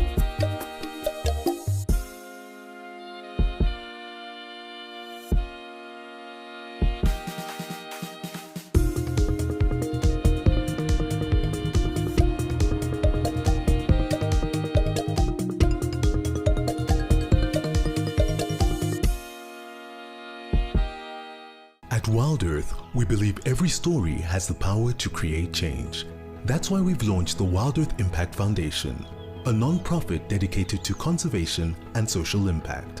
By showcasing conservation stories, we can change lives, protect nature, and empower communities. We have partnered with Empowers Africa to accept tax-deductible donations from US donors. Your donation will help fund critical programs that support our mission. Join us and be part of the change.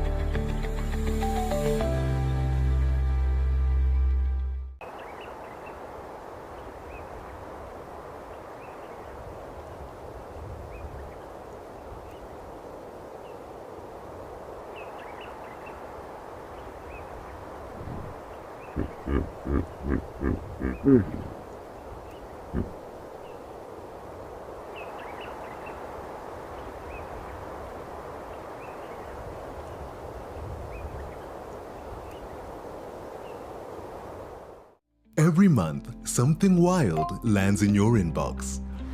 From rare sightings and behind-the-scenes secrets to expert stories, seasonal changes, and exclusive travel opportunities, the Wild Earth Journal is your free monthly mailer, packed with the magic of the wild straight from the field. It's fun, it's free, it's full of surprises. Sign up now on the Wild Earth website.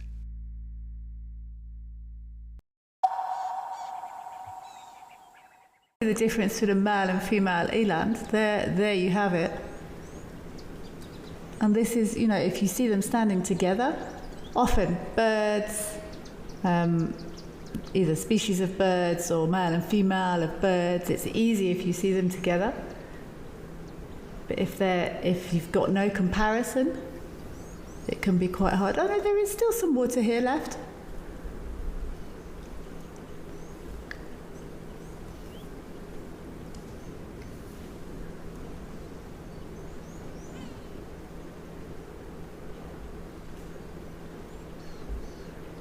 Erica Oldno, you often see owls at El Doño at night.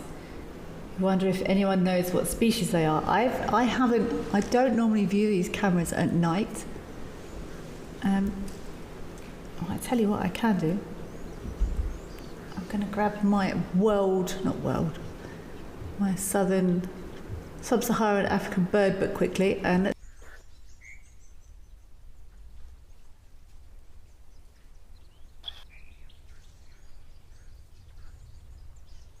okay, sorry for any rustling around there. Let's have a look, Erica Oldno. Let's have a look at Kenyan owls. I think spotted eagle owls have quite a wide distribution. So it could be a spotted eagle owl. 2, 3, 6.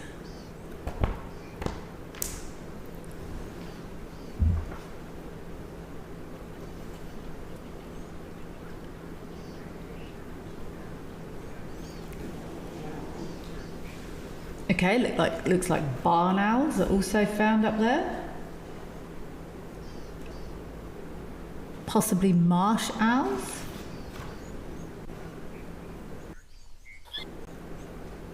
Verreaux's eagle owls also found up there.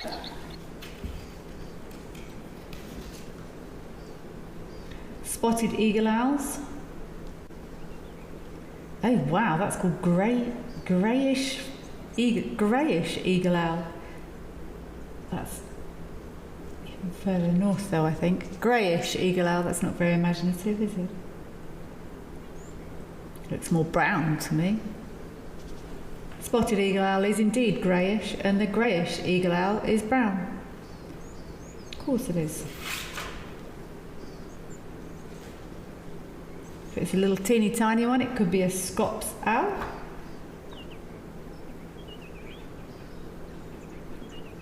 Southern white-faced Scops owl. There could be quite a few, Erica Oldknow. I would probably take a stab at spotted eagle owl because they are quite common. But I'll keep my eyes out.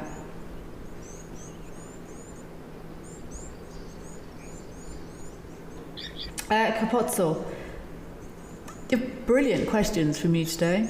Thank you for being a part of the discussion. You're asking, do giraffes use hidden forms of communication like sounds or signals that science doesn't fully understand? They do use sounds, and they will use scent. They've got good eyes, but I'm assuming you mean like ultrasonic or subsonic sounds in a similar way that elephants do. I haven't heard of any studies on that, but that doesn't mean to say it's not possible. It wouldn't surprise me at all.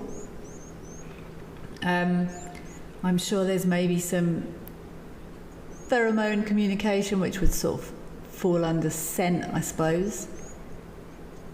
I haven't heard of any emerging studies of giraffe having secret forms of communication, but that's not to say they don't exist or they haven't been out there. I do try and keep half an eye on a couple of the new science things of information coming out with peer-reviewed papers. There's a good chance I've missed something though. If you have heard of anything, Capozzo, please do share it with the group. I would love to hear it.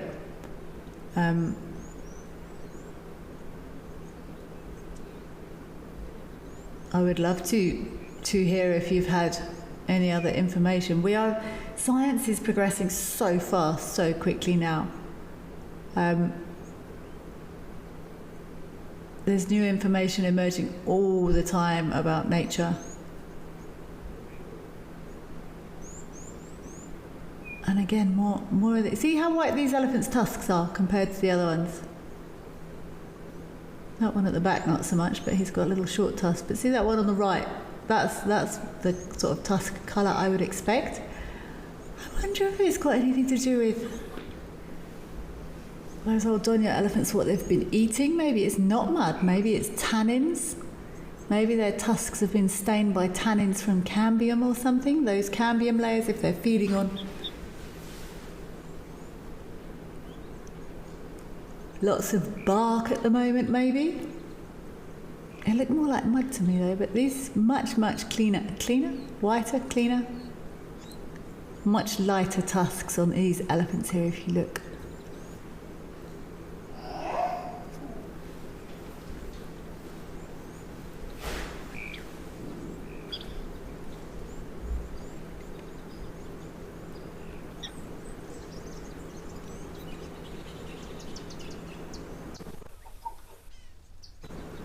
And again, very amicable interactions we're seeing here. But they need to be. Why would they expend extra energy in times of hardship? Let's all just be friends. I couldn't agree more.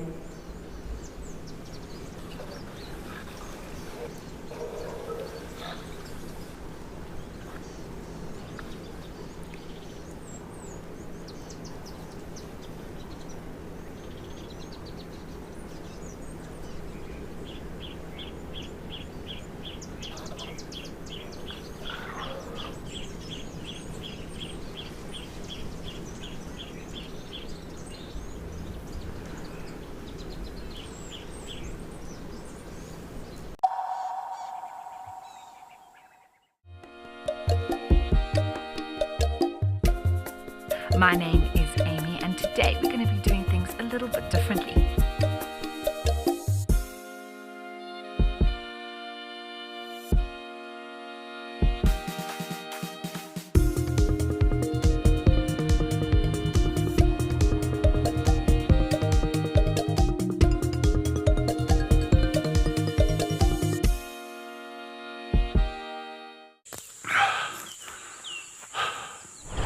What does it take to handle the wild? Balance. Determination. Focus. Yaku!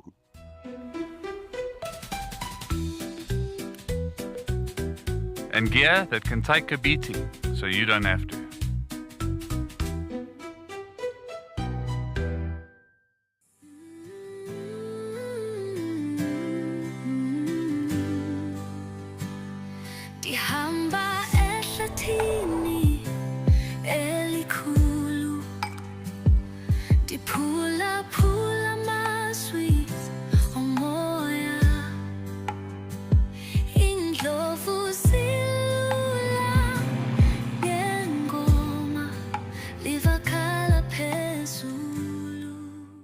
Join our expert guides at dawn for a live, immersive safari as the bush comes to life.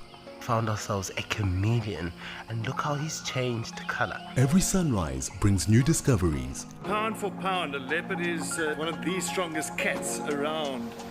Ask questions, share your thoughts, and connect with nature live and in real time. Great excitement, great happiness. Start your day with adventure.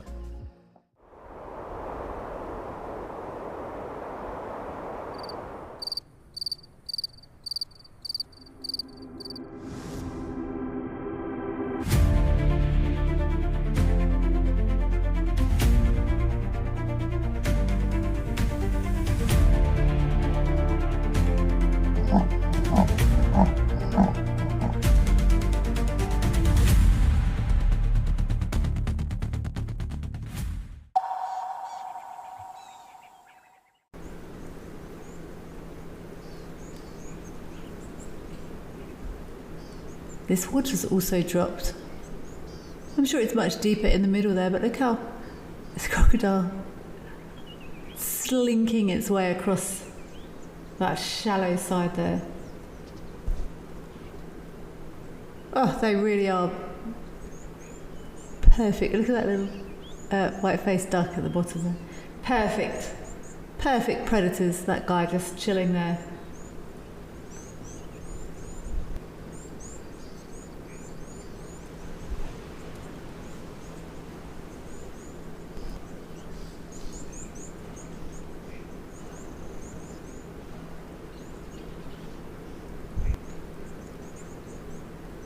I'm definitely going to be interested to see what develops.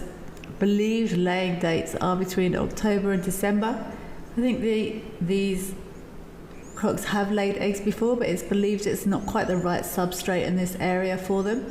I think they laid eggs in a bush last time and nothing was forthcoming.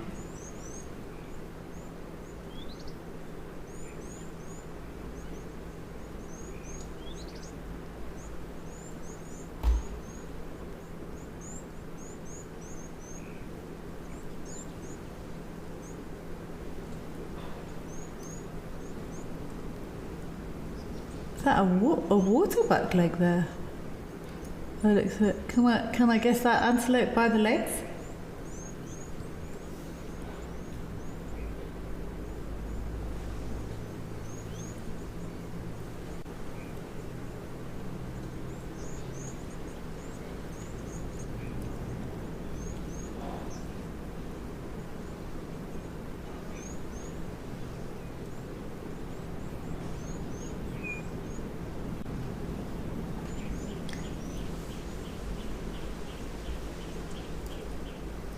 Well, these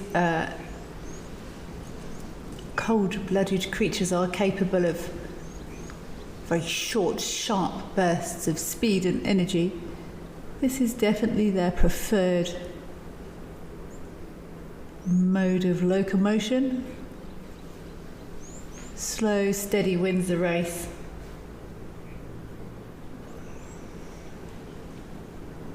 Joanne Mello, thank you very much for being here. I hope you also have a fabulous Tuesday moving forward. And Erica Oldknow, thank you for being here. It's hugely appreciated.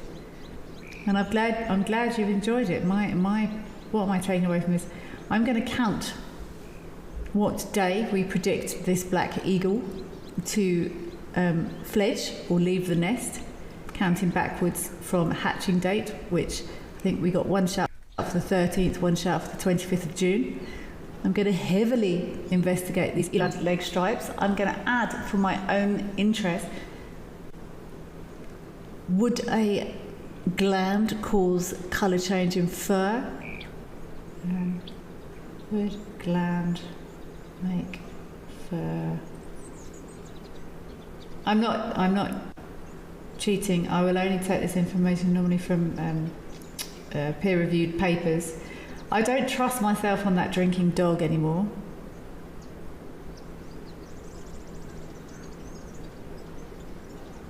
I'm going to find more slow-mo videos of that.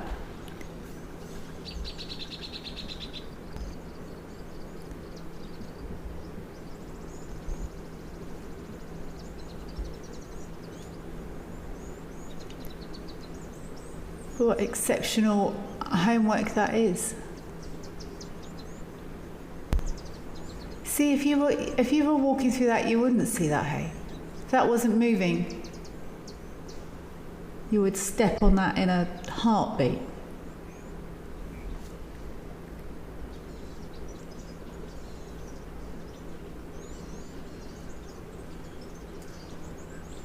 Masters of disguise. Often I've stopped at waterholes or pans and you look and you go, oh, there's nothing here. And then you scan with binoculars. And you've 6, 8, 10 crocodiles all lined up around the edge. As I always say on this show, I was taught very early on, if it's bigger than a sink in Africa, there might be a crocodile in it. And something I was taught or heard, or I can't remember where I heard it, so I'm loath to regurgitate information these days without spending hours and hours on peer-reviewed papers checking it.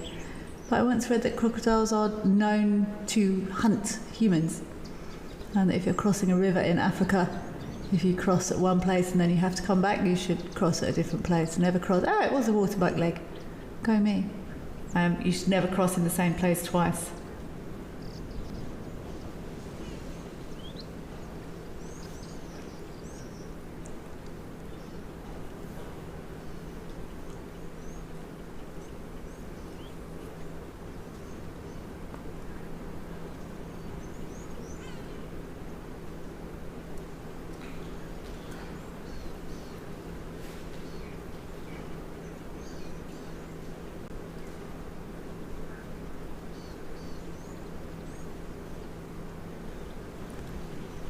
Lovely big male waterbuck. Happily chomping.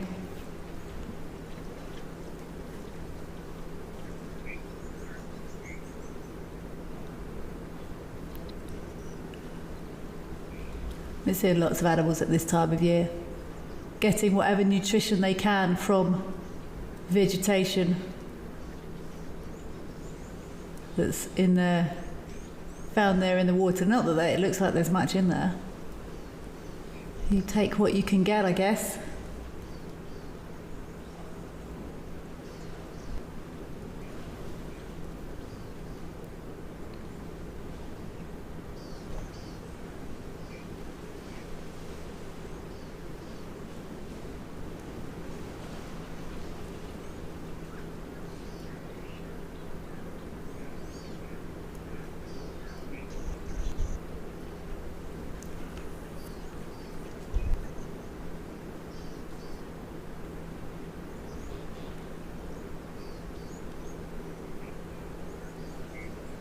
Thank you all so much for joining us today. It's hugely appreciated. We hope you've enjoyed it.